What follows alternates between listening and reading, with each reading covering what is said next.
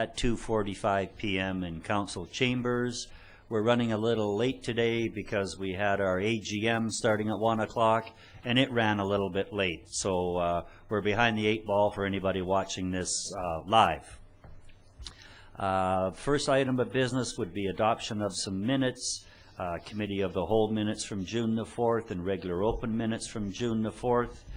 These will be adopted by consensus. Any comments on those?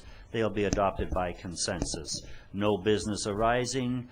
Introduction of late items, amendments to the agenda. I believe there is an item out there under the title of BC Ideas, and we will deal with that under item business 4. Is that correct, Mr. Romanko? That's correct. Okay, thank you. And then was there any other items that were coming forward on the agenda? Hearing none, we'll be looking for a motion to adopt that agenda as amended. Councillor McCourtoff, Plant, all in favor. Opposed, that has been adopted. Delegations, no delegations today. Rolling into water matters, paying some water accounts in the amount of $11,892.01. Councillor Moreira, Councillor Laranjo. Any discussion? All in favor? Opposed? Carried. We can pay those bills. Moving over to correspondence, item number 1, the Archery School endorsement. Mr. Romanko, please.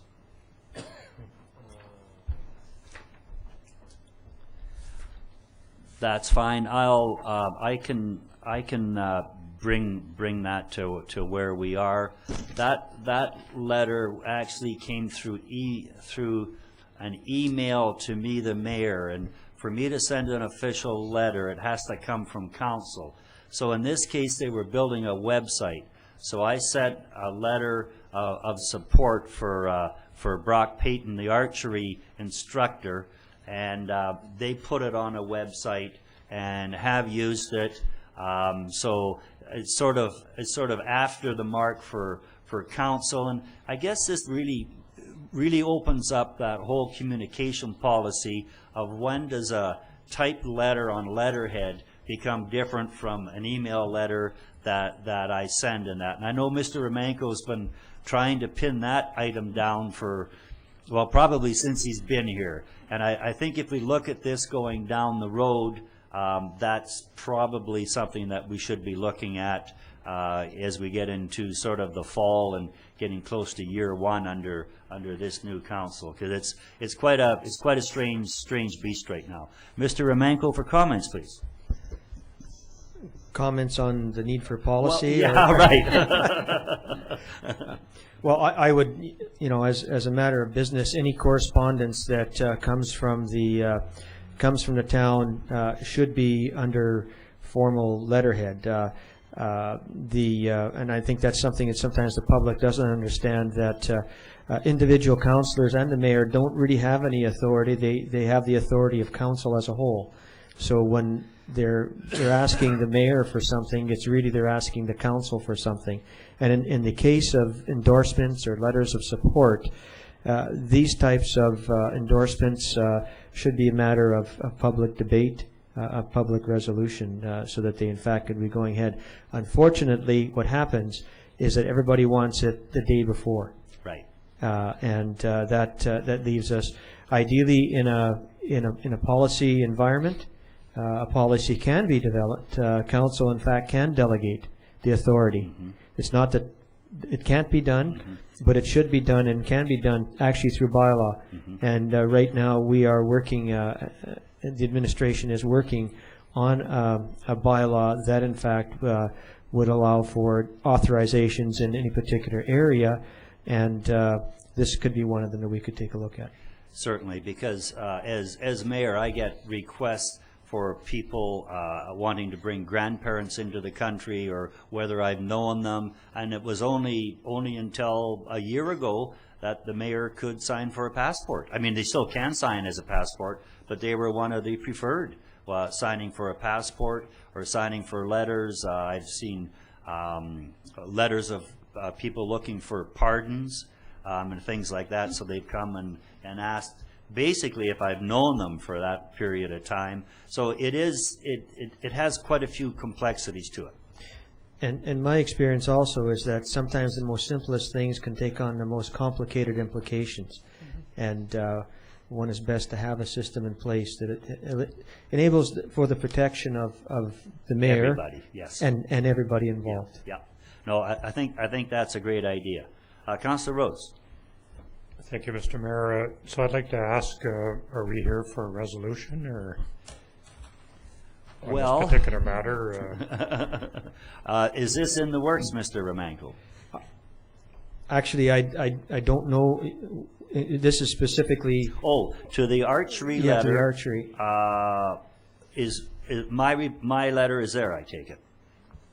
I haven't got a copy of the letter. That's why I'm kind of look like I have the deer in the headlight look. Okay. All I have is the email.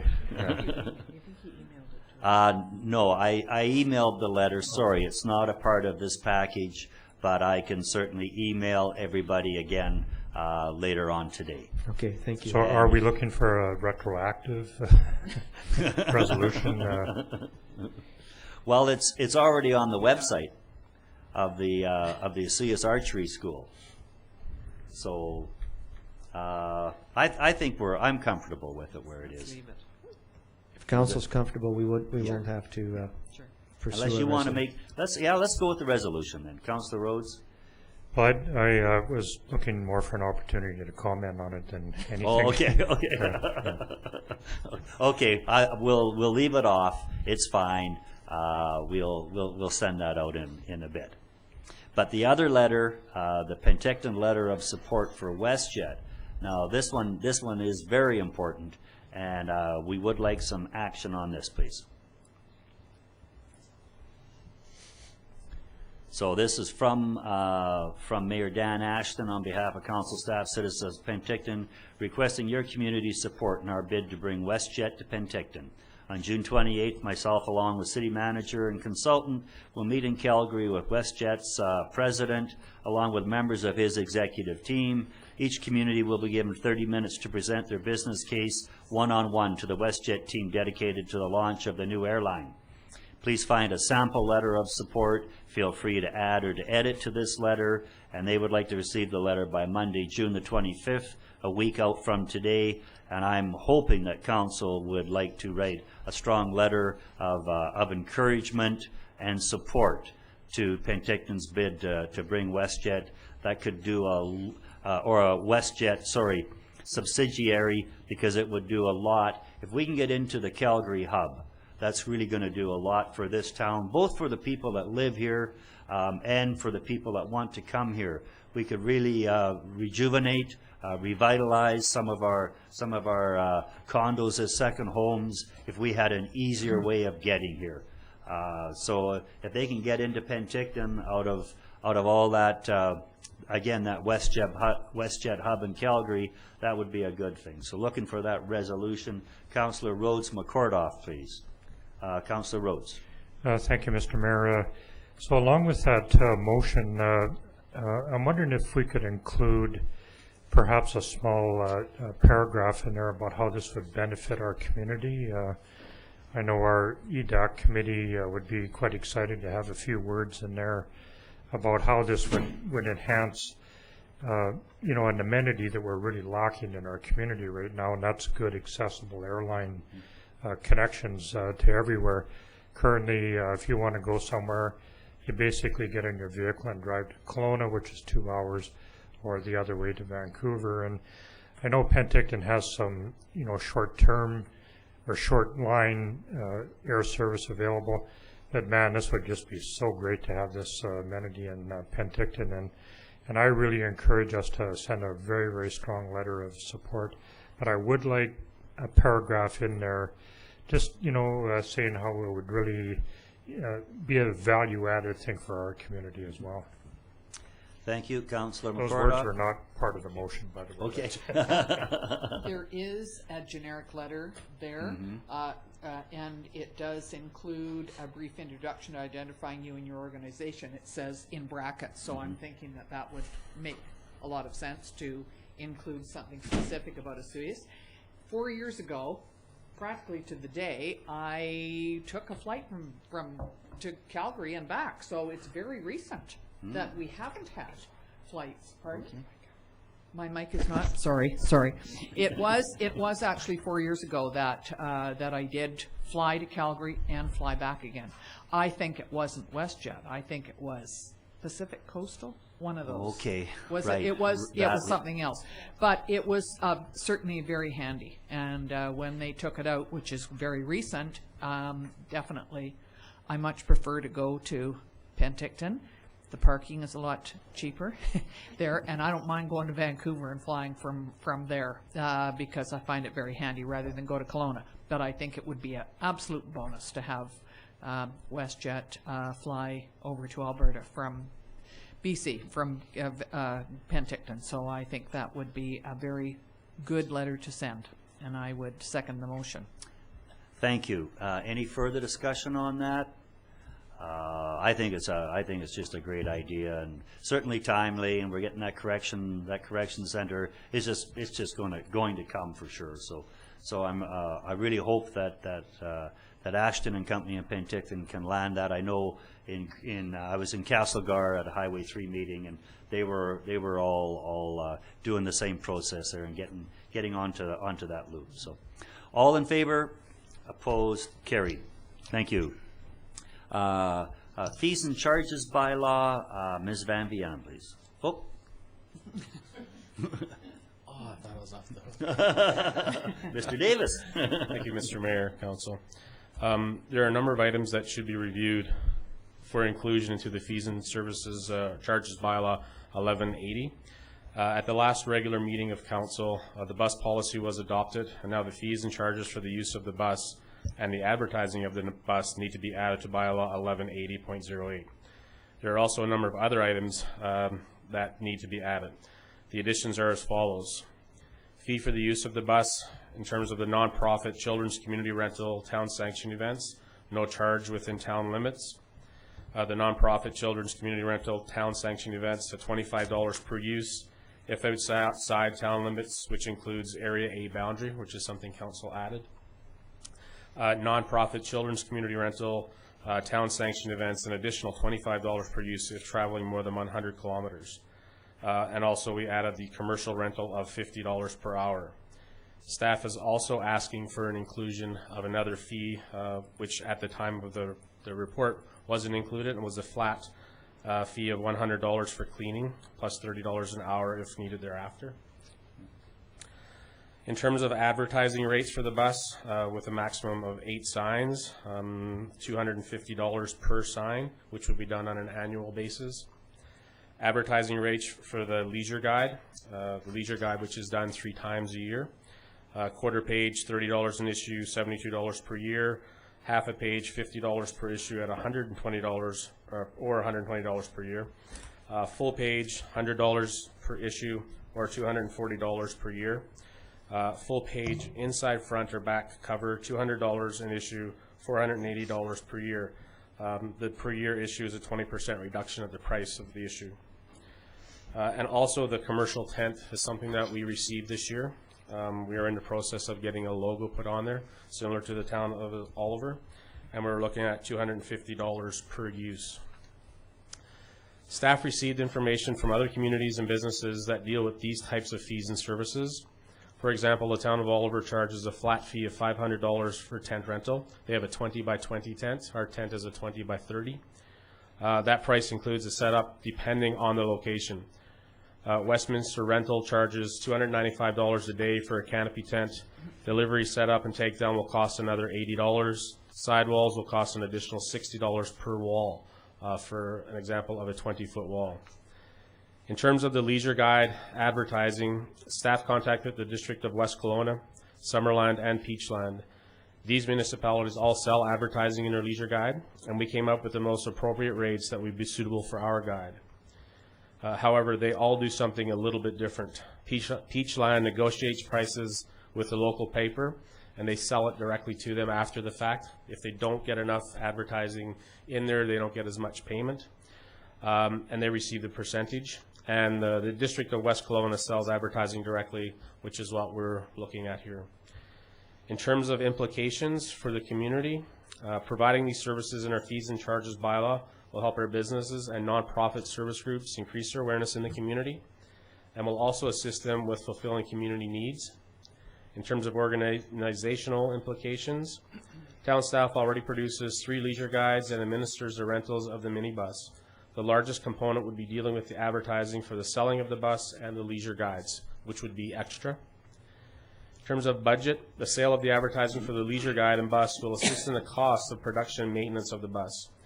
We could have generated approximately $1,000 in extra revenue for our last leisure guide if we had sold advertising at the rates that are being presented, meaning that we have spots that we could have sold advertising, whether a quarter of a page, half a page, or full page, not necessarily selling every available spot. If we got a good recourse or a good kickback from the community, we can increase those pages to help accommodate.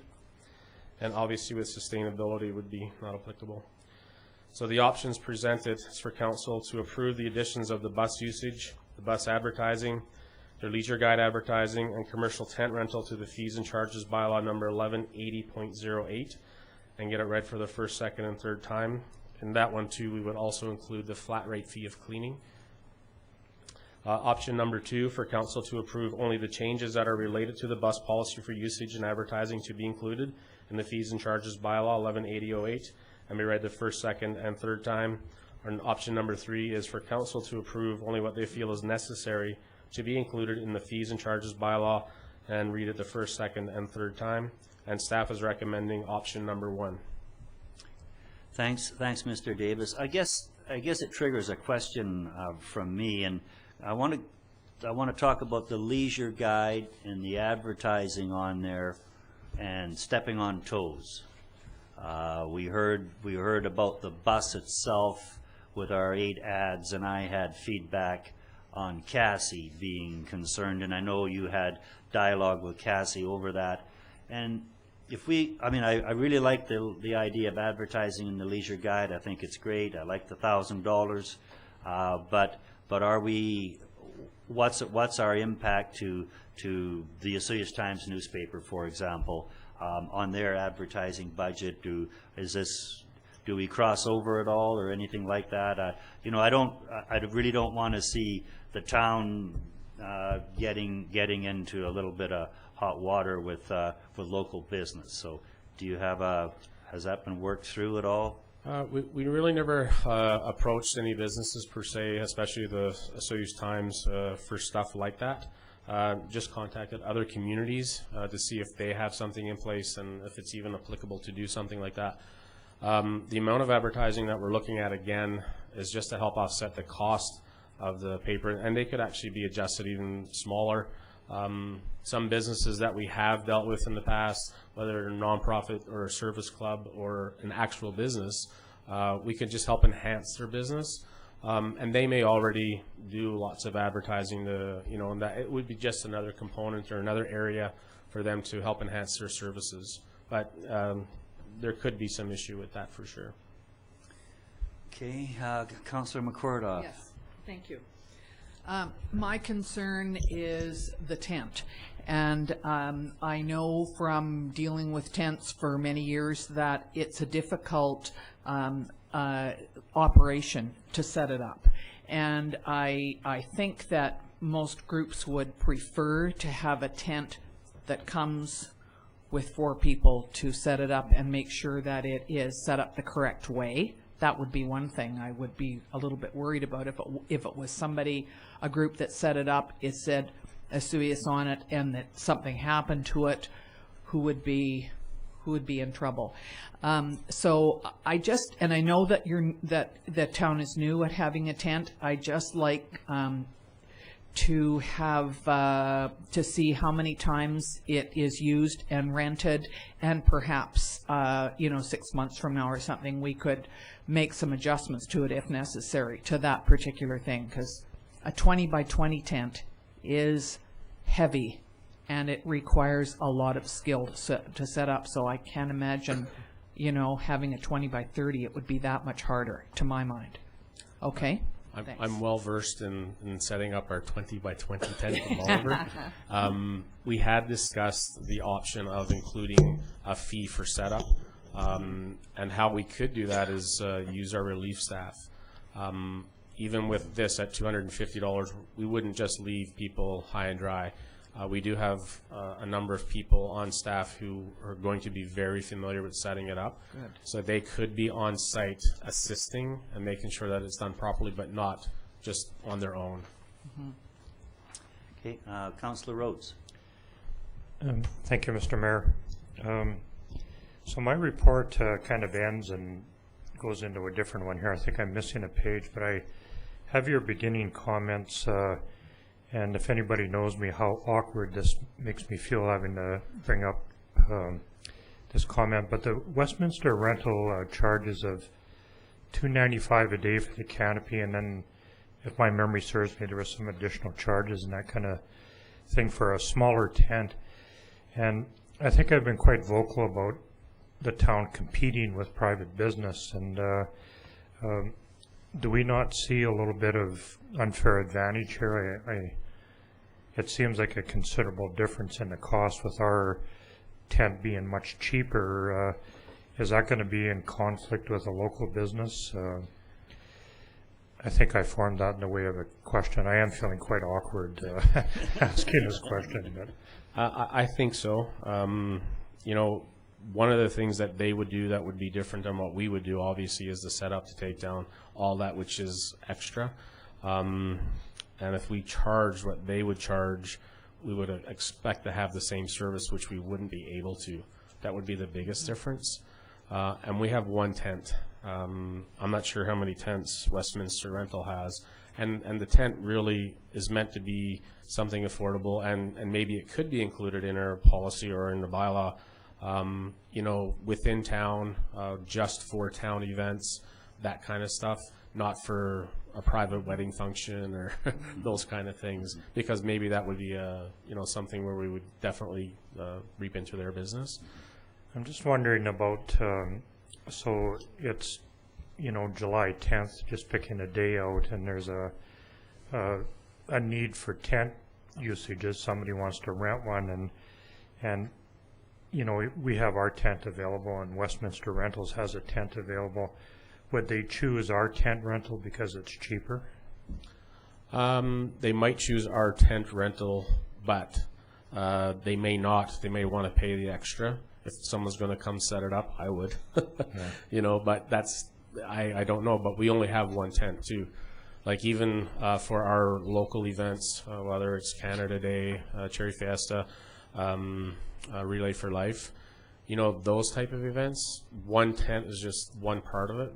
I'm not sure how many tents Cherry Fiesta requires, but one or two sections of what they do might need 2 or 3 tents like that size, or a little bit smaller. But my date selection had no bearing on anything.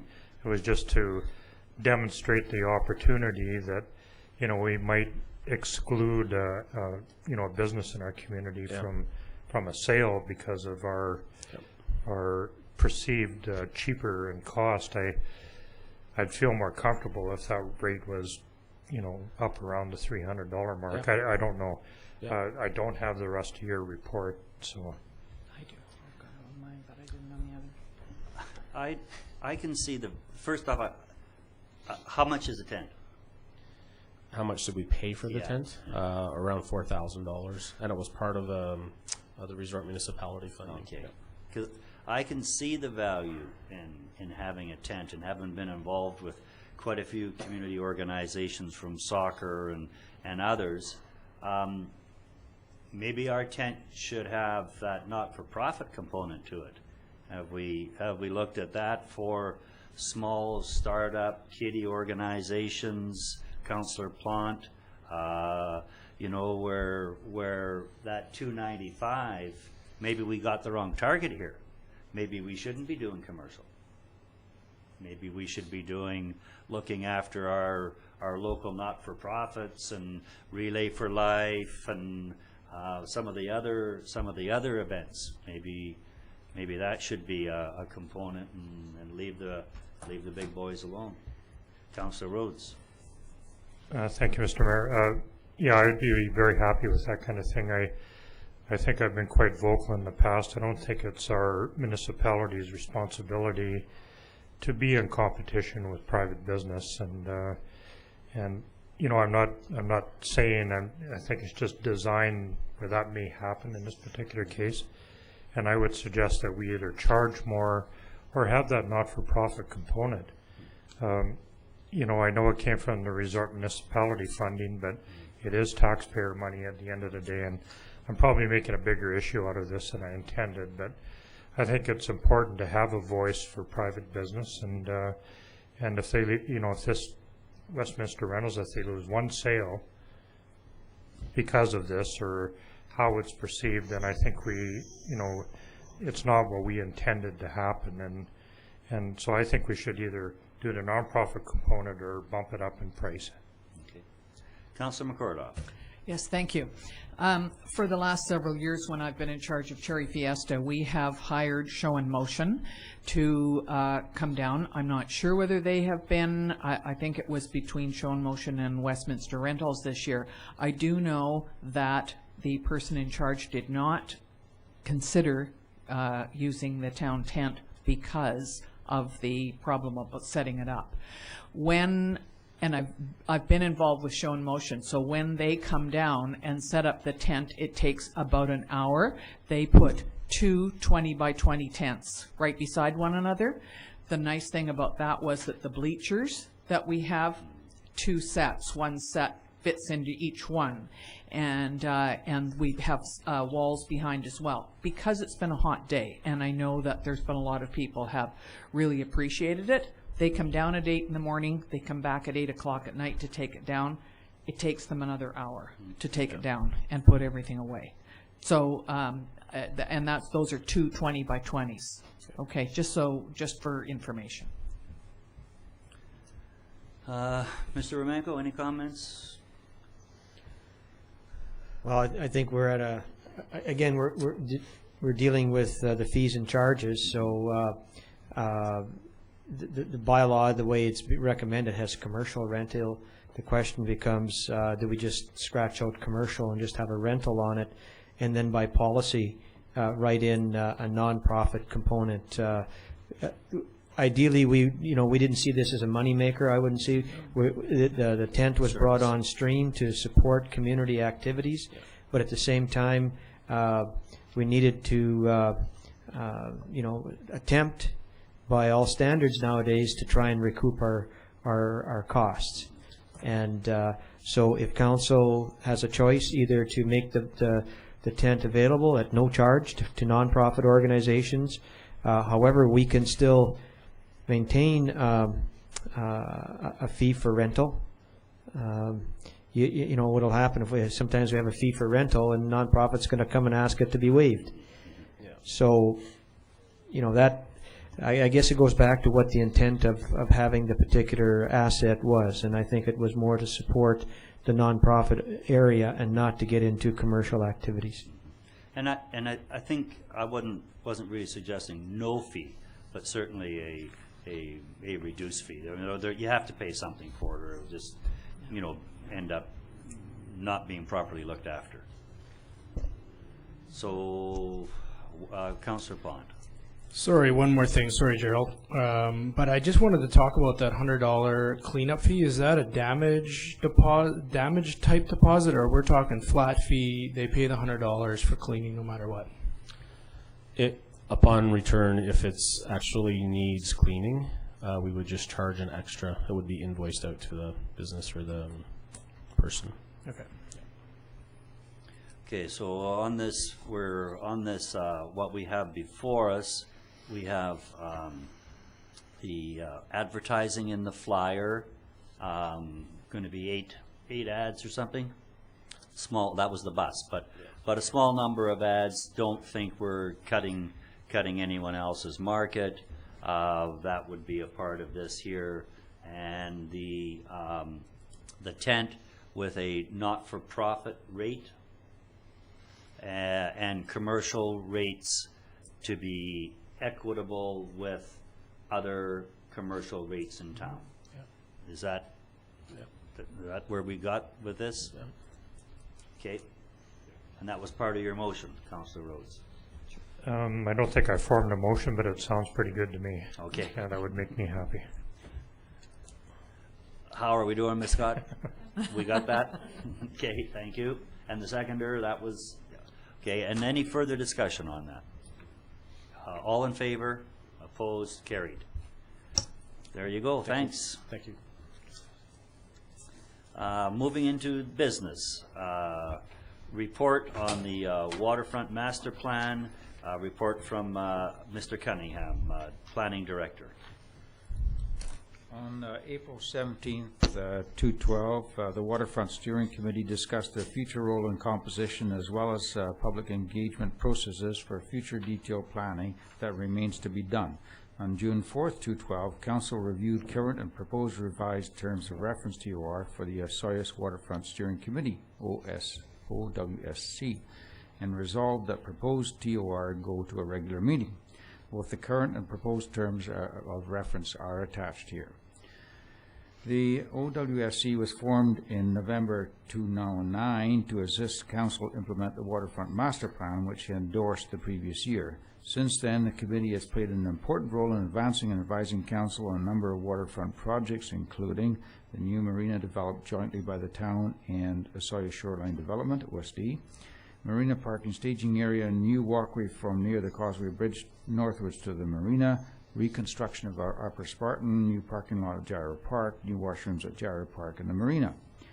It is impressive how closely the completed works match the original plan proposals. Later this year, Lower Spartan will be reconstructed up to the beginning of the WYLAWS along with an adjoining walkway, also in accordance with the plan. Now, two major waterfront areas remain for detailed planning to complete implementation of the Waterfront Master Plan. Namely, one, the WYLAWS need planning as a park and conservation area and for completing reconstruction of Lower Spartan Drive. That would be the whole way up to 92nd. Two, planning for the Gyro Park area would address such issues as the concept of a community square, the future of existing van shell and older adjacent parking lot, as well as the senior center, lawn bowling, and beach volleyball courts, and replacement of the previous pier that used to exist. Both the above planning exercises need to be accompanied with close public consultation. The proposed revised terms of reference for the Waterfront Steering Committee reflects its refocusing on consultative planning for the Y and Gyro Park. Small revisions are also proposed to the committee membership. First, the Director of Community Services added, reflecting his role on parks development operations. Second, it is proposed that Glenn Harris, OSD, not continue as a member because of our joint collaborative effort on building the marina at Lions Park is now successfully completed. But I do want to take the opportunity of thanking Glenn for all of his excellent participation in the committee over the last few years. It was very useful. Three options. One, Council approve new terms of reference for the Waterfront Steering Committee as proposed by staff. Or two, Council approve new terms of reference with revisions. Three, Council does not approve. Implications. Community. The Waterfront Steering Committee has contributed significantly to improving our waterfront amenities for the enjoyment of residents and expanding our business attractions as a resort community. Organizational impacts. The committee provides an effective vehicle for reviewing opportunities and options for infrastructure improvements and expediting recommendations for council consideration. Budget implications. Minimal. Sustainability. Promotes environmentally and economically sustainable development of our waterfront. Recommendations. Council approve new terms of reference for the Waterfront Steering Committee as proposed by staff. And do you wish me to read out the terms of reference or not? Where are they? They're attached, directly attached. Because I have a question that you may maybe the terms of reference will Okay. answer it. We talked about public consultation. Right. It's in the terms of reference? That's Because correct. because the last committee didn't have a lot of public, it went to the public, but it didn't have a lot of public membership. Okay. And I guess I'd like that explained, public membership versus input, if that's. Well, okay, what it says is under scope of committee responsibilities, organize and coordinate public engagement processes and park planning. And by that we mean active involvement. It goes far beyond just informing people about the decisions that are already made. Rather, it is involving people in making those decisions. And that's, I think, what was understood all along during the conversation that we had as to how we need to proceed with both planning the Y and Gyro Park. Right. And I can see that. So in this case, what you're recommending now would be, again, a smaller steering group, the Waterfront Steering Committee, going to the public at an open house or a charrette or something of that nature to get the input, but actually keeping the committee itself quite small and tight? Yes, that's correct. And at this point, particularly with respect to the Gyro Park, where there's a large number of stakeholders involved, some of them have perhaps complementary plans, but some of them have competitive plans for how that quite limited area could be used. It's very, very important to get the active involvement of all of those stakeholders together, with help of a proper professional coordination, to make sure that they're aware of all the options and opportunities and the trade-offs that may have to be made. So they have to be very active partners in what is done down there. Okay. Council. Councillor Rhodes. Thank you, Mr. Mayor. So I'm feeling pretty good about this, and I think I'd like to make a motion to support the recommendation. Okay. And Councillor McCurdoff. And speaking to the motion, Councillor Rhodes. I think that just for clarity's sake, I'd like to maybe just elaborate a little bit on your comments regarding the committee and the structure. I haven't been involved in it. I've found it to be a good process, seems to work. You've highlighted all the successes that have come out of that. But I wouldn't want to leave anybody with the impression that that's the final decision process. And just emphasize that this public information component of doing this is very, very influential on the final decision-making process, and that the public would have input in the final decision, and then all of those decisions, as they're developed, would be debated by council in every respect. That rarely is there ever a decision made by, rarely if ever, made by the committee that is binding and doesn't have any kind of input from anybody else. And I found that process to work quite well in the past, so I'd be very supportive of your recommendation. Great. Councillor Pont. And to that end as well, I would say that I look at this committee as a technical committee in the sense that you bring in what the public interest is and put it in more of a technical term with the committee being steered by those who are knowledgeable in the different areas to get that public interest accomplished or implemented. So I think it's a good way of this committee being done. Mm-hmm. Great, and it would certainly be active. I'm just thinking of the well, not diverse. There's only two issues on the paved view parking lot, whether to take it out or leave it in. There's certainly people from both sides of that issue that have been getting a hold of us and informing us of what they would like to see happen. So yeah, this could be a lively presentation of facts and information. Anything further on that? All in favor? Steering committee, go. Thank you, Mayor and Council. Business 2, Osoyoos Lawn Bowling Club. Mr. Romanko, please. Thank you, Mayor Wells. In front of you, you have a letter from the Lawn Bowling Club requesting a letter of support from Council to be part of their grant application to the New Horizons program. The content in the letter basically provides that the Osoyoos Lawn Bowling Club is looking at doing a renovation to their bowling greens, and this renovation would be about $25,000, and they're applying for a $25,000 grant from New Horizons, and part of that grant package is the need for a letter of support from the owner of the property. And given that the town the club is leasing the property from the town, that letter should come from the town. And also the organization is requesting that within the scope of that letter, that some type of statement be made relating to the potential of a favorable renewal of their lease that expires in 2015. It would appear that this project will enhance the quality of the field and enable expanded services such as hosting tournaments, and this in fact would assist in the overall economic development of the community by getting more activities in the community. This area will be looked at in terms of the public consultation process in what was referred to earlier in the Waterfront master planning development process. There's no organizational impacts, no budget impacts to us.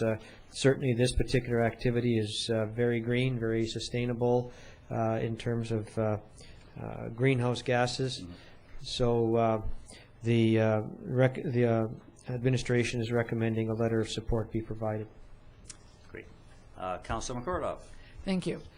I definitely agree that this is a great proposal, and I think it certainly makes sense for the town of Osoyoos to support this initiative. I have gone lawn bowling a few times. I'm not a regular, but it's a fun activity. It's green, it has a beautiful view there, and it's available to people of all ages. And the people down there are quite in agreement with having new people sign up and giving lessons to people and encouraging people to come. So I definitely think that we should write a letter of support. I think it's a great idea. And that is seconded by Councillor Rhodes. Any further discussion? All in favor? Letter is in the mail. Actually, I think I was going to comment. Oh, I'm sorry. Okay. Okay. I thought you were voting. Well, I know it's kind of late, but I wanted to ask about, is there not a little bit of a conflict between the request for the lease period and policies that we're developing right now or have developed recently? Policies. Well, they're asking for a 15-year, or at least an indication that... No, what they're asking for is a letter relating to the favorable renewal of their lease that expires in 2015. There was no period attached to it. You know, I think they were looking... they weren't looking for a statement of totally another 15-year lease. They were just looking for a favorable response to 2015. As they're applying for the grant of $25,000, they were trying to look at some length to that lease. So we're 2012 now, so 2.5 years is all they have left. Yeah. So I wasn't leaning towards their statement in their letter that they were kind of looking at a 15-year lease. It was more to the fact that they were just looking for a favorable comment. Right. That there may be chances of renewal are good. Yeah. Councilor Pond. I just wanted to talk a little bit about the overview. I like how these two came in with the waterfront master plan development. Then we've got this. That's again, it's a contentious area because they're in a pretty prime location when we talk about the waterfront master plan. So I'm glad that this has been put into the overview that the future of that total area will be discussed in public consultation related to the waterfront master plan development. I think that's important as we move forward with that. That they're involved within the discussions and what's going to happen in that area, because that is a pretty prime piece of land there that they have, and so I'm just glad that that's been mentioned in the overview as well, that there's going to be a public consultation and discussion towards the waterfront master plan. If that is indeed a comment, and it was certainly a comment, but if that's a question, then I really have to question whether you would be supporting them going for a $25,000 upgrade of the actual ground. If they're not gonna, if you don't foresee them being there for 10 years or longer, or 25 years, or there's a number out there, but if council doesn't see them being there on that valuable a piece of land, then you'd have to look at why you would spend $25,000 on upgrading the soil or the pitch. Councillor McCordoff. Thank you. In their letter, they do say it would be helpful if the town could also say that it looks favorably upon renewing the lease in 2015, given the long-standing duration of the lease, 15 years. And I'm thinking maybe we need to know, is it starting in 2015 that there's a 15-year lease, or when did that? No, their What, that's existing lease confusing. expires in 2015. It was a 15-year lease. Oh. The way I'm interpreting the letter is that the inference is, well, we've had a 15-year lease. End of sentence. They're not asking that this, in fact, letter also provide for a statement of another 15-year lease. More a general statement of that an extended lease could be provided. But then that brings us where Councillor Rhodes was coming from on the 15-year lease versus us really sort of reiterating our 5-year leases. Well, when the lease comes up for renewal, that's when we would, or they may start negotiating right now, relative to what this council's direction would be, given the policy of looking at 5-year increments or 5+. I don't think the actual term of the lease is a matter that, you know, is of topic right now. Only the fact of maybe there might be an extension to the lease. Well, I think we'll have those lawn bowlers horrified right now by even having this discussion that the lease got into it. I think we better do some little bit of calming here. Councillor Rhodes, do you?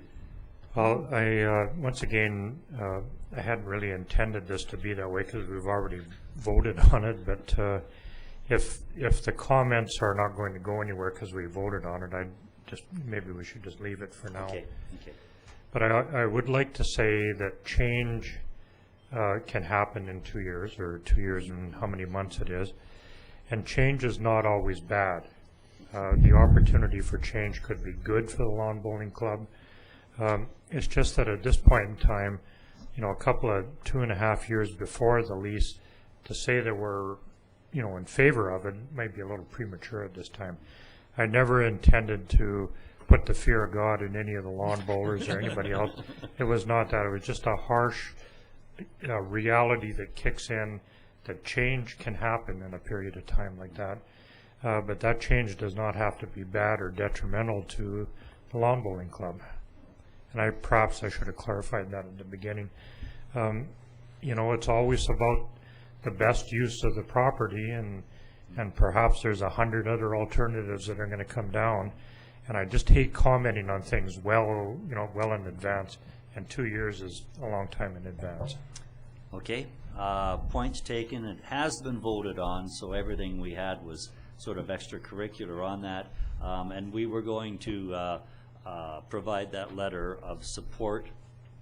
What about the request for any intimation of nothing being intimated at all there then?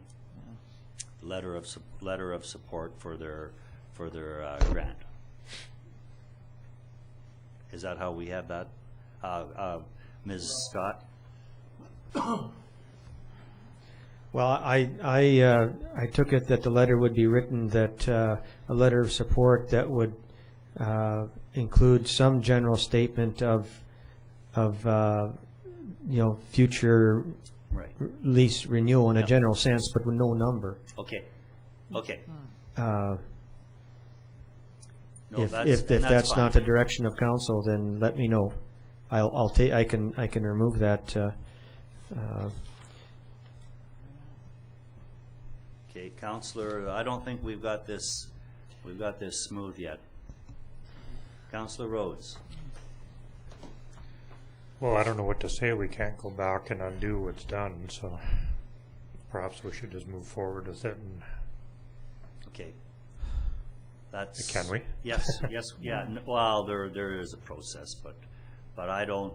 I think we should. I think we'll go. I'm gonna take it on the chin here. We're gonna go with the letter as we had originally decided, that there would be probabilities of that lawn bowling staying where they were, where they are. Because anything else than that, you're sending a message that they're not going to be there. So I think it has to have that letter of support for where they are, and forwarding that for their grant application, which is where you were coming from, Mr. Romanko. As my report read, it's kind of a general statement Right. of a favorable renewal, but no commitment to a period of time. Okay, that's the chair's position. You're open to challenge the chair. Sorry. Been a testy day. Okay, Councillor Pond. Just last, for what I have said too, again, when we come down to these, with our waterfront master plan, it was about collaboration. It's not about relocation. Just making sure that people understand what I'm talking about is that every activity that's down there or in that area, we're all talking together. We're collaborating on what the potential for that area is going to be. So just wanted to clarify that. Great comment, great comment. Okay, moving on. Business 3, the commercial use over at Walnut Beach. We've had people running on temporary permits. There's always been a little bit of a commercial question mark over there. We have a report from Mr. Shannon from the Planning Approval Officer. Good afternoon, Mayor and Council. The purpose of this report is for Council to consider a further extension of allowing commercial businesses to operate from Walnut Beach Resort. The town's zoning bylaw only allows commercial businesses to operate from a marina, and I won't bother reading the definition of marina, but it's in the report here. In 2010, we developed a wait list of commercial businesses wishing to operate on Osoyoos Lake, and to protect the integrity of riparian areas that directly influence and provide fish habitat, we did not support allowing these commercial businesses to operate directly from any shoreline. As a temporary solution to the problem, we recommended that Council consider allowing commercial businesses to operate on a special trial basis with a conditional business license from a short list of existing moorage facilities which had commercial zoning. And on May 17, 2010, during a closed meeting, a motion was passed directing staff to proceed with the preparation of letters for any of the resorts that remained interested in having a business operate from their moorage facility. And at the time, Council further resolved that the motion be brought out of in-camera and released to the public.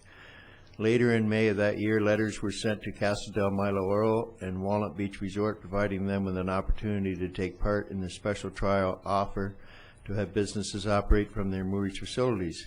As directed by Council at the time, they were advised that a conditional business license could be issued for the 2010 season. As it turned out, Casa del Milo Oro did not take part in this special offer. However, conditional business licenses were issued to the following companies to operate from Walnut Beach Resort for the 2010 on a special trial basis. Wake Pilot, Wakeboarding, and Desert Dream Rentals. Copies of the addendums that were attached to each of the conditional business licenses describing their operating requirements and restrictions are attached to this report as well. There was no apparent problems identified during the summer of 2010, and in 2011, the CAO authorized staff to allow the commercial operators to operate from Walnut Beach Resort for a second year. And on the overview of this report, on February the 6th, 2012, Council passed a resolution confirming their support for the recommendations brought forward by the Recreational and Commercial Use Task Force. The task force recommended that we advise Walnut Beach Resort that if they wish to continue commercial operations, they will have to apply for an amendment to their comprehensive development zoning to allow commercial businesses to operate from their facility as a site-specific permitted use, subject to Walnut Beach guaranteeing adequate parking and procuring provincial moorage tenure to allow the commercial activities. Walnut Beach Resort was advised accordingly that if they wish to continue with commercial operations, that a zoning amendment would need to be approved by council. And on June the 13th, 2012, staff received a zoning amendment application and fees from the manager of the resort. In the near future, we'll be compiling the information and bringing a zoning amendment bylaw to council for your consideration of first reading, to be followed by a public hearing. It's important to note that it's going to take a large portion of the summer to process the zoning amendment application. And in the meantime, Mr. Rob Roach, the owner of Wake Pilot Wakeboarding, has been forced to begin the summer season operating from OIB lands. However, he advised staff that he would like to continue operating his business from Walnut Beach Resort, which he's done for the last couple of years. Staff have also refused to issue a business license to Donna Byers, the owner of Desert Dream Rentals. And under implications for the community, commercial operators provide a service to the community and enhance the visitor experience. Impacts to the organization: staff time will be required to process both the business license application and the rezoning application. And under budget, the applications will generate revenue for the town. And implication under sustainability, allowing the commercial operators to operate from a moorage facility is a much better solution than some of the alternatives, such as operating from a shoreline. And options: direct staff to continue allowing commercial businesses to operate from Walnut Beach Resort with a conditional business license for the remainder of the 2012 season. Number 2, direct staff to continue to not issue a business license to any commercial operators wishing to operate from Walnut Beach Resort until a zoning amendment bylaw is adopted by council, allowing for the site-specific permitted use. Number 3, do nothing. And staff recommend option 1. Thanks, Mr. Shannon. That clear up that for one more short term anyway. Councillor Pond. I would like to motion for option 1, please. Okay. Thank you. And that seconder, Councillor McCordoff, speaking to the motion. Yeah, certainly. I'm just actually curious. Walnut Beach, their involvement on this. Have you talked to them? What's what was the kind of the reaction of having those businesses there? I'm sure it added somewhat to the clientele services there.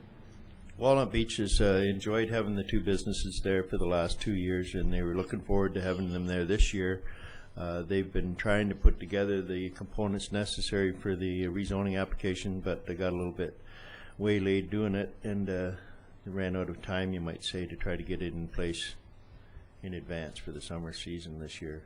But yes, I've spoke to both of the operators, and they're both looking forward to operating from there again if we can get this in place.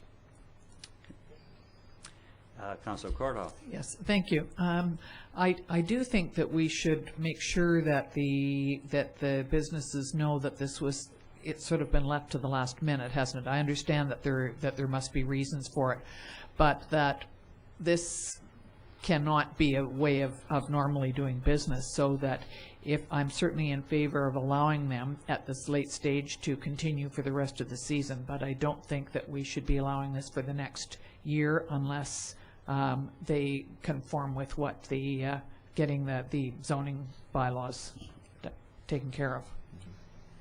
Okay. Mr. Shannon, you heard that? Heard that. Okay, great.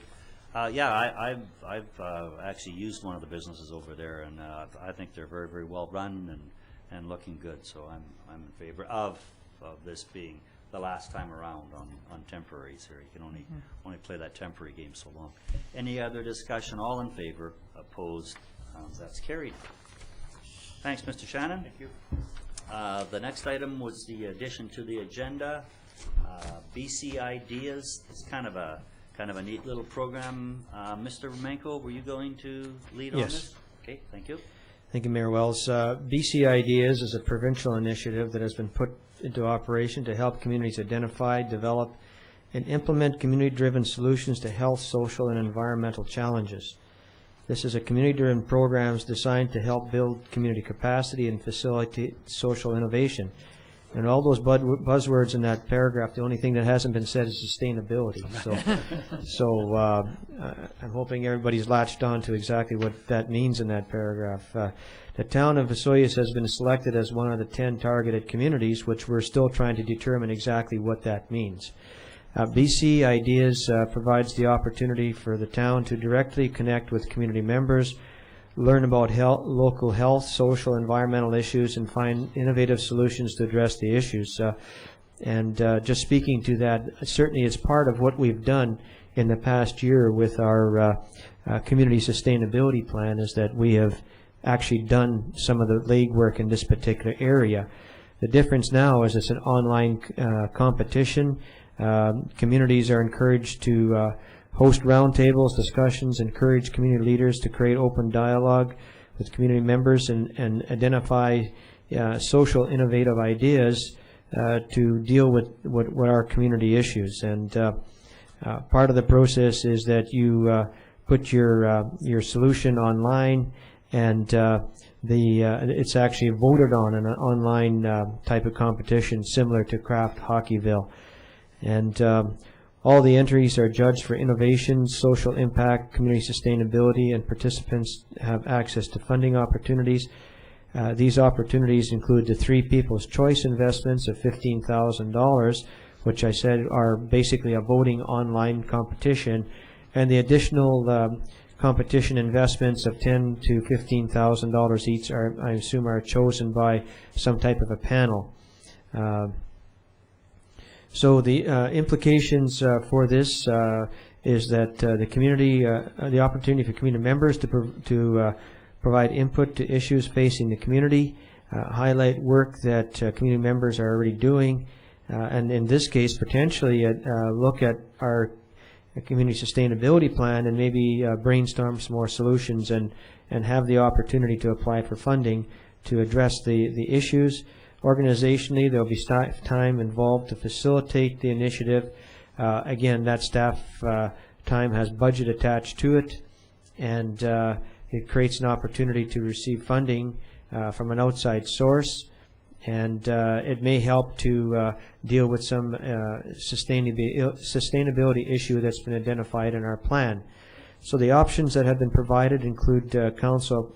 I would just like to just reword this option a little bit. Council directs the administration to follow through on the BC Ideas initiative. Council does not want the staff to follow through on the initiative, or Council follows through the BC initiatives in another capacity. Great, thanks, Mr. Romanko.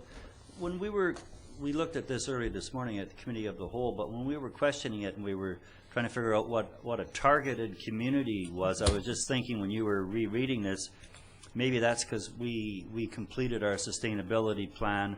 We're one of the first out there, and they might be using that as some of the, because that's certainly going to help us come up with solutions as this moves forward. So anyway, over to Councillor Rhodes. Thank you, Mr. Mayor. Well, I'm in favor of that motion, the way you recrafted it there. I'm having memory failure on the exact wording, but yeah. Option number one, Option that number one, yes. the council approves the administration following through with the BC Ideas initiative. Mm-hmm. Yeah. Okay, thank you. And Councillor Plant? Great. Just, do we want to throw that one idea out there so people get a bit of an idea of what Sarah was, Councillor Rhodes, do? You're referring to the staff member that? Yeah, that and what the one idea was that she thought could come forward from this. Yeah, it was brought forward this morning by a staff member who presented the report to us in the Committee of the Whole meeting this morning. And just as a sidebar, congratulations to her. I'm sure she was nervous and did a great job with the report. There was a number of things, because we often wonder if the program moves forward what the benefits were going to be, but you know, there was a couple of things that were brought up, like a community garden and developing that process, and I have a lot of interest in that because a couple of residents in town have been after me for some time to move this forward. So how nice is that going to be? I know we attempted to do that a couple of years back and just didn't get off the ground. I don't know whether it was the location or the dirt was bad or something. I never did quite figure out exactly what it was. But yeah, if these kind of programs can move those kind of initiatives forward, I'm definitely in favor of it. Great. Councillor Plant. And the other thing we brought up too was about how we're going to create leaders and champions for a lot of these projects and programs. And I think this is a great way to start. And again, we talked about maybe being able to collaborate a lot of our committees and some of the leaders and the people on those committees to move some of this stuff forward.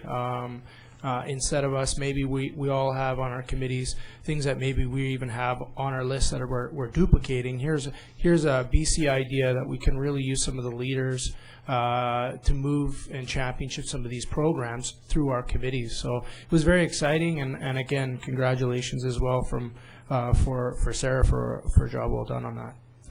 Great. Great comment, Councillor Plant. Anything further? All in favor? Opposed? That is moving forward.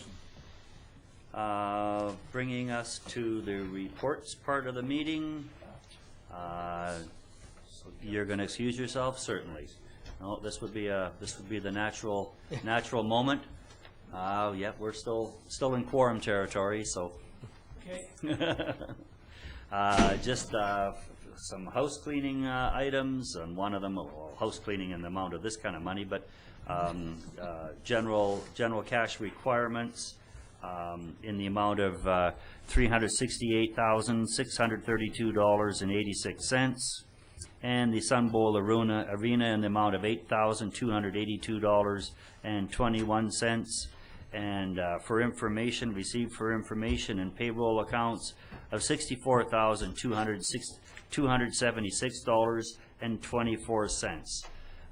Hearing no comment on those, they will be adopted by consensus. Building permit report for the month of May 2012. Didn't get a new house this month, but lots of construction, $892,000. Total to date for 2012, $2,986,000. So healthy, but you know, we could always again, Mr. Marcelli, once again, we could always be a little stronger in this department. We're working hard to get there, and that would be any comments on that from Council? Councillor Rhodes. Thank you, Mr. Mayor. So I'm always, it always perplexes me, but I think that if you say it twice, that it'll have twice the impact. I'd like to draw attention to the advancement, the increase over last year. A few dollars short of $1 million higher than last year. The report looks pretty good. And I'd like to offer up about a 1 or 2 second just pause in the action to savor that increase. Okay. 1,001. Thank you very much. Thanks, Councillor. Thanks, Councillor Rhodes. So that will be adopted by consensus. That moves into committee reports. Was there a committee report? Advisory design panel minutes. That report is enclosed. Any comments on that? Hearing none, that would be also adopted by consensus. Moving us into the CAO report. Mr. Romanko, please. Thank you, Mayor Wells. Just a few of the items that the administration and operations people have been involved in the last couple of weeks, starting in the community services department. On Wednesday morning at approximately 6:30, a sprinkler released and set off a fire alarm. At this point, it looked like a faulty sprinkler, as the fire department could not see any evidence of fire. We were extremely lucky that our maintenance person was in the building at the time. The fire department was on site within a few minutes and contained the water. The biggest impact was on room number 1, which received a lot of water damage. The main hallway in our office also had a lot of water damage as well. In light of the mess, they were able to clean up and reopen to near capacity on Thursday, and we won't know the full extent of the damage until everything is accessed by the insurance adjuster. And the comment is, it's amazing how much one sprinkler can do in 15 minutes. The second item is that the summer students have been hired, and they'll start in the last week of June in preparation for the July 1st activities. And these are our students that run our very successful summer program that offers that particular service not only to our residents but also to the tourists when they come to town, so that they can put their children in a supervised program while they do other activities in the community. In the community development area, right now we have in town people from the Washington State, Alberta, northern BC, and talking about economic development in the Pacific region. And thanks to the Director of Community Development for doing the work to pull these people together, and started off with a very successful opening yesterday. Report also that the Cactus Jalopies was a great success for all involved, and the work that the Director of Community Development did in assisting with that project. And he's also working on another project in terms of concerts in the park for July 14th and August 4th, working with the Osoyoos Arts Council for these particular activities. And this is all part of our endeavors to expand our resort municipalities' activities, to provide for more visitor amenities, visitor activities to keep our community active in the summer. Corporate Services met with iCompass and various issues to resolve related to website action tracking, and we had some issues here this week with email and it's been a horror show, but we survived. Also worked with Bylaw officer to resolve various unsightly property issues. This included site visits, follow-up letters, consultation with other departments, and meeting with property owners. And also we've been, the Community Services Director has been sitting in on the calls related to rainfall warnings and river flooding and updates, just so that we're in a loop on the emergency management side. In the finance area, tax collection is keeping everyone busy, and I guess it's been a steady stream in the office. Planning and Development, a very successful public hearing was held on the sign bylaw on June 11th.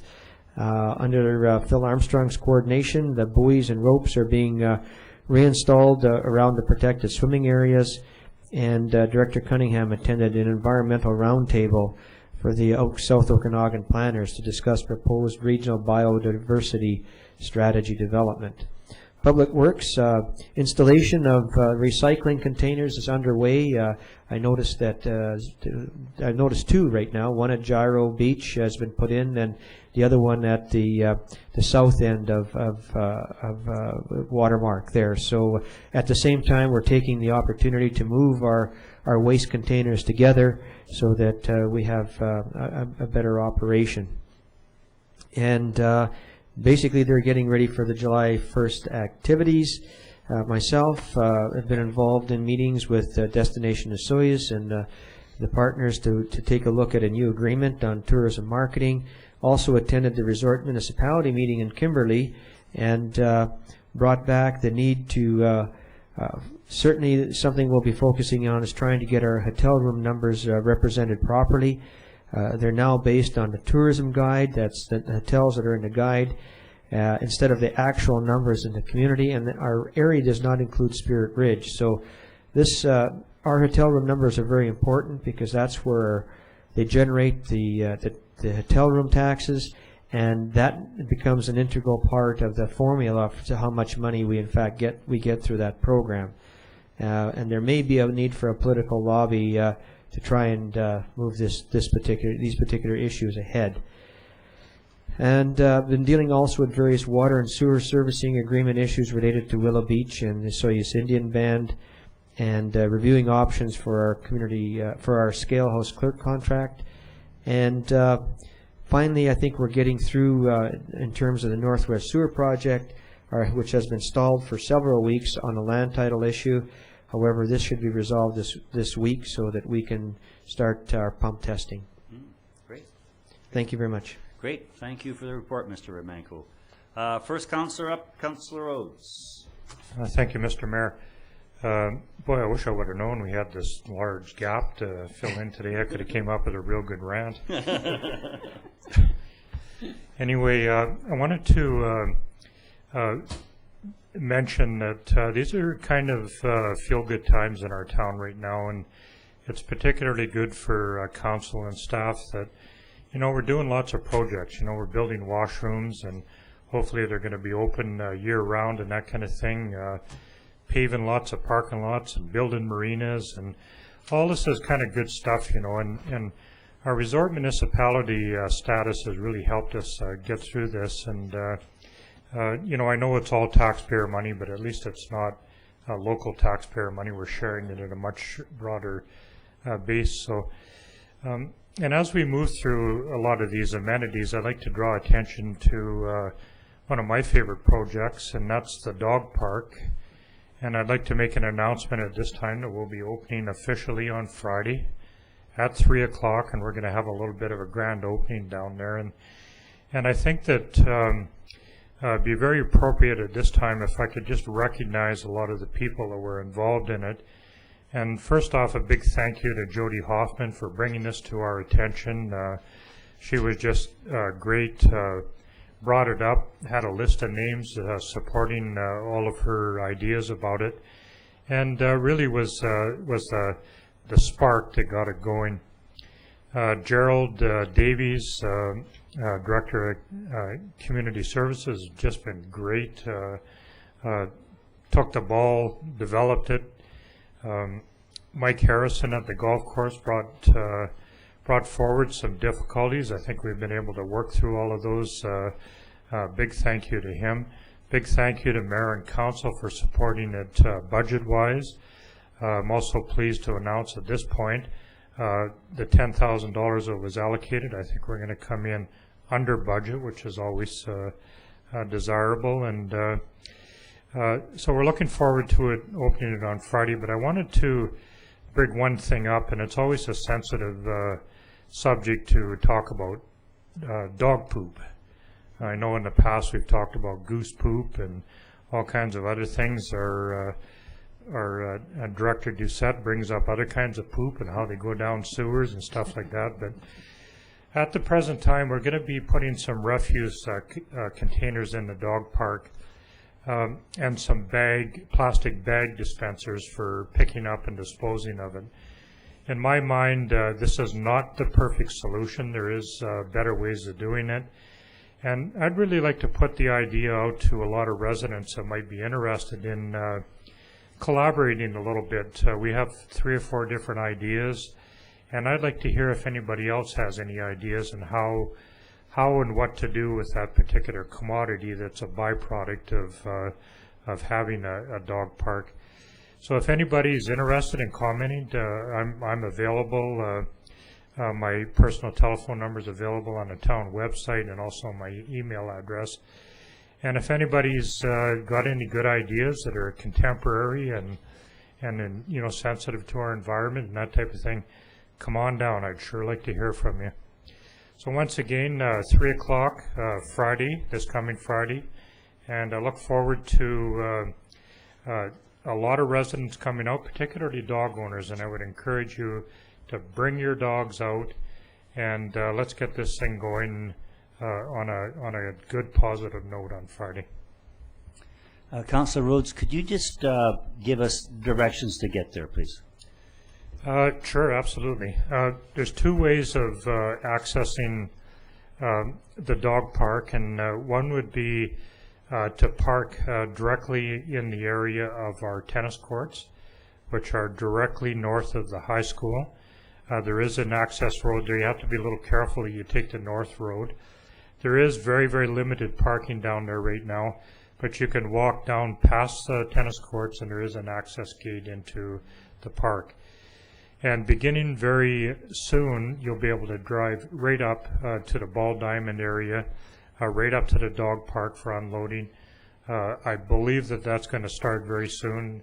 The hours of operation, or of the gate being open and access up there, will be very similar to the boat trailer parking lot, which is very early in the morning and fairly late at night. I don't have the exact times, But that road is accessible from that small parking lot right in the bend of the road, once again north, and it's also where the trailhead is, and you can drive right up that road right into that area and park up there.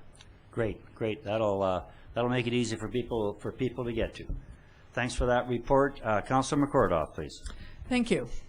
The last couple of weeks, there have been quite a few things that many of us have attended. One was, of course, the Community Development Conference last night at Spirit Ridge, which was quite interesting, and the public hearing on the sign bylaw, which was also very well received. Mayor Wells and I were both attended grad last week, and we were very impressed with the grad ceremonies, and it wasn't a hot day, so it was great. That was even better being in the gym. I did go to ULearn, which is the services that's with School District 13 now. It used to be separated, but I was very impressed with their presentation. They have a lot of programs offered. There's a place in Oliver, and there's an office in Osoyoos, and there's one in Karamias. So they offer an upgrade center, and where you can upgrade for nursing or apprenticeship preparation, that type of thing. Distance learning, opportunities for high schools and specialized courses that they would like to take, continuing education, English as a second language, and complete your graduation. All of those things are offered by the people in there, and I know that they've cut down on a couple of the programs, but there's a ton of things that they still do offer, and if you're at all interested, please go in and see them. They have great staff. The other thing that I attended was the opening of the Work BC office, which is in the plaza here, and they are doing a good job of having computers and counselors and so on to help people who are looking for jobs, and a lot of the people that are here on a seasonal basis. And then the other day I went on the museum walk, and that was very interesting. And I've lived here a long time, but there were things that I didn't know about either. So I commend Ken Favorhold and his summer student Jen King for taking 6 or 7 of us on a 2-hour walk around town, where we were given quite a bit of information about various building sites and so on. So that was good fun, and I'm hoping that he'll do it again, because I think people would enjoy it. Now, coming up this weekend, we have Relay for Life down at Gyro Park, and it's a great event. Raises money for cancer research, and I encourage you to come down and take part if you like. There's entertainment there, and people walk on a path. Sometimes there's groups that will come down, and several people between 12 noon and midnight, and they'll walk for an hour at a time, or 2 hours or something. So come with your friends and come down there, and we hope for good weather. On June the 30th, the royalty is holding their coronation of Miss Osoyoos and Miss Osoyoos Princess, and that is up at the Mini Theatre. I think it starts at 6:30, I'm not sure. There are tickets for that available. Please come out and support your 2012 royalty. The following day is July the 1st, and that's a huge celebration in this town, starting at 7 o'clock in the morning. Well, some of us are up at 6 putting up ropes on Main Street, but starting at 7 with the pancake breakfast, and the parade, and the entertainment, and the food and craft vendors, and ending with our fireworks. It's a very well-organized event, and I encourage you all to come down and partake. Elks Beer Gardens does a booming business that day. And the last thing that I want to say is that, it's almost summer. As a matter of fact, this week it'll be called Midsummer. Midsummer Night is the longest day of the year. That's June 20th, I think, this year. Longest day, shortest night. And so enjoy summer. I'm delighted to see that the swimming buoys are up to protect our beaches, even though the weather hasn't been quite warm enough to do a lot of swimming. But what you can do, and I strongly suggest it, is visit Market on Main every Saturday. They have a wonderful selection. And last Saturday, it was a little bit cool. I purchased fresh spinach, fresh strawberries, fresh cherries, and fresh bread. And there's a lot more things down there as well. So come out and enjoy it. Thank you. Thanks, Councillor McCordoff, and thanks for you're pretty active at going out there and representing the town, and sometimes I can't make things, and we have sort of the official stand-in designate, and then but then you're still there. So thanks for getting out there and taking that in. It's a real help. People like seeing council supported and present. At these kind of meetings. I just have a couple of real short ones here. I attended a one-day meeting in Castlegar. Drove there and back same day. To attend a Highway 3 Coalition meeting. Highway 3 is a coalition of all the communities from Hope to the Alberta border. And this was formed maybe 5 or 6 years ago, I believe, and looking at promoting Highway 3 as the east-west corridor other than Highway number 1. And it was really interesting to see the feedback from the Ministry of Transportation was there, about 4 members. The chief member was Norm Parks, and he would be Southern BC from the oceans to the Alberta border. Other than that lower mainland, that's pulled out for someone else. And he was just he was very complimentary on seeing how this group was been organized and had set priorities. The number one priority for the Highway 3 Coalition is the Princeton leg of the whole Princeton Highway. And it was a very, very promising meeting. And all I can say is stay tuned, because I really think you're going to see some changes announced to improving that leg of the highway. And when you look at it, the Hope side of that is pretty good, and up on top is all that 4-lane section. That's great. But if they could, whatever they can do on that Princeton side with those switchbacks and Whipsaw Creek and all those issues that are there, if they can start getting something going there, it would really improve again our ease of getting to the coast. And particularly, I mean, it's a great drive. I love it, but it can be a little bit scary in winter conditions when you look at some of the terrain you have to go through. So that was a good meeting, and again, I think we're going to hear announcements. My second item I want to talk about is a little bit of a sour note, and Frank Zanfleet, the maestro of the Osoyoos Fireworks Show, is having a little bit of trouble fundraising this year, just because we don't have that commercial activity that we've had in the past. We don't have any developers in town that are trying to impress us. We've had Indigo, and Watermark has come and gone and built, and it's a gorgeous building. And Watermark has come or Walnut Beach has come and gone, and Indigo fell off the table, and Regal Ridge is having some internal reorganizational issues. So those corporate dollars that make the firework displays so darn good, they're just not out there this year. And, everyone's feeling the pinch, and whether it's the news and we listen too much to the media about the euro and that, I'm not sure. But it is tough out there. And so what I'm asking is if people would like to make that the great show that it has been, and to keep it happening, there's donation jars still at Home Hardware downtown at Francis's there. You can come into the office and drop it right in here. So if you're coming in to pay your taxes, we will pass those donations through to the Osoyoos Fireworks Society and Frank Zanfleet.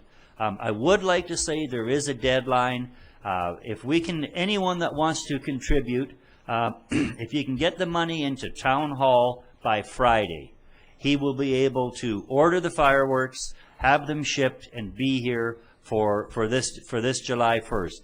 So I'm hoping there's some people out there that can find $50 in their pocket, or whatever it is. If you can make that contribution, you can be a part of that presentation, and one of those little sparkles in the sky, that'll be yours. So let's keep the tradition going. It's really great for our tourism sector. We're going to try to get this thing turned around, and we need to do a little tweaking from the town side of this, which we're more than willing to do. So if people can make that contribution, it would be great. Enjoy the Cherry Fiesta. I almost called it Cherry Carnival, but that would show how old I am. So enjoy the Cherry Fiesta and all the things that are leading up to it. Those motocross guys will be in town in front of the Legion again, and all the great events down at the grounds, the cherry pit spitting and the royalty and all that. So have a great Canada Day, and we'll see you at the grounds. Good afternoon. Oh, I need a motion to adjourn. That would be the two councillors that are here. McCordoff Rhodes, all in favor. We're adjourned.